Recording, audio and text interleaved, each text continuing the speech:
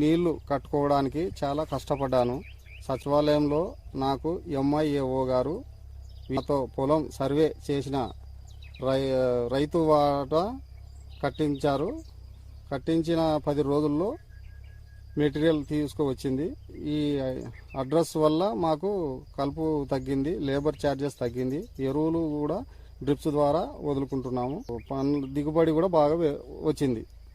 ఈ సబ్సిడీని మాకు అందించిన రాష్ట్ర ప్రభుత్వానికి, జిల్లా కలెక్టర్ గారికి, ప్రాజెక్టు డైరెక్టర్ గారికి ధన్యవాదాలు.